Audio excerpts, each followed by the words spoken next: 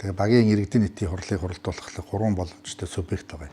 Нэгдүгээрт нь иргэдийн нийтийн хурлын зөвлөл, хоёрт нь засаг дарга санаачлагаар, гуравт нь тухайн баг иргэдийн сонгуулийн насны хүмүүсийн 10%-аас доошгүй хувь нь гарын үсэгт зурж санал гаргаснаар гэж байдаг.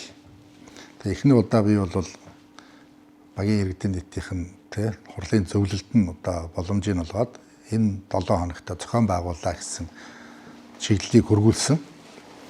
Тэгээ харамсалтай нь хоёрхан баг л одоо хурлаа хийлээ. За одоо бол тэгээд үлдэгдэл багуудыг бид нар яаралтай хуралдуулахын тулд засаг даргын хувьд бол ингээд чиглэл хөргүүлж зохион байгуулалтын арга хэмжээ авах захирамж гаргаж байгаа.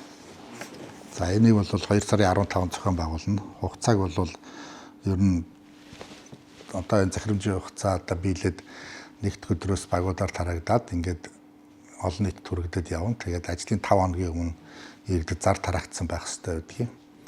За 8-нд бас бүсийн чуулган болон 13-нд аймгийн иргэдийн төлөөлөгчийн хурал хуралдана гээд за энэ хугацаануудыг хойш нь төлөөд яг 15-нд амралтын өдөр хагас өдөр зохион байгуулахаар өгсөн байгаа.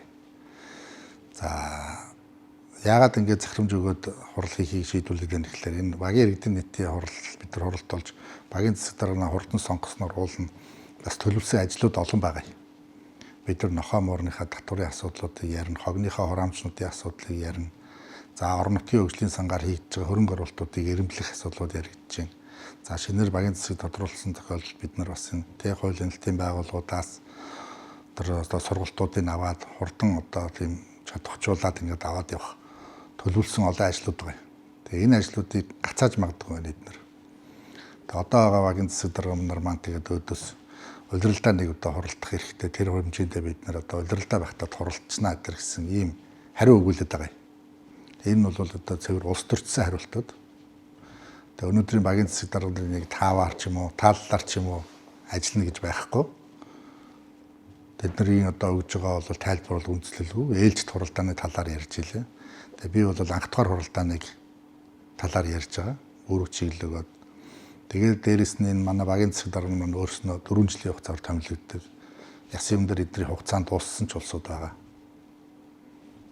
Тэгээд иймэрхүү улс төрчсөн өнгө аяс гаргаж байгаа болохоор миний хувьд нэг өдөр зохион байгууллаа гэдэг шийдвэр өгж байгаа. Хэрвээ зохион байгуулахгүй бол энэ багийн засаг дарганарт хариуцлага тооцноо.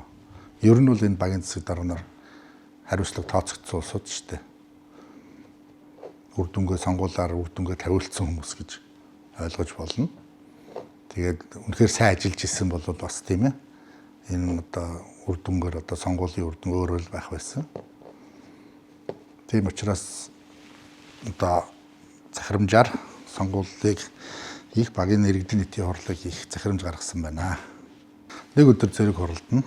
За тэгээд засаг даргын хувьд бол тухайн баг одоо өөрийнхөө хариуцсан нутаг дэвсгэр дээр гэмтэрэг зөрчлөөс өрцөн сэргийлэх чиглэлээр арга хэмжээ авах үүрэгтэй. Энэ хүрээндээ хурлыг яг одоо тийм ээ гэмтэрэг зөрчлгүүгээр бодлонгоор зохион байгуулахыг хамгаалтын албаны цагдаагийн байгууллагад үүрэг болгож өгч байгаа. За зохион байгуулалтыг тамгын газар буюу өөрийнхөө ажлын албаар үүрэг өгч байгаа. За заал танхимыг бол одоо хангаж ажиллахыг тухайн сургууль цэцэрлэгийн удирдлагуудад бол үүрэг болгоод өгсөн байгаа. За.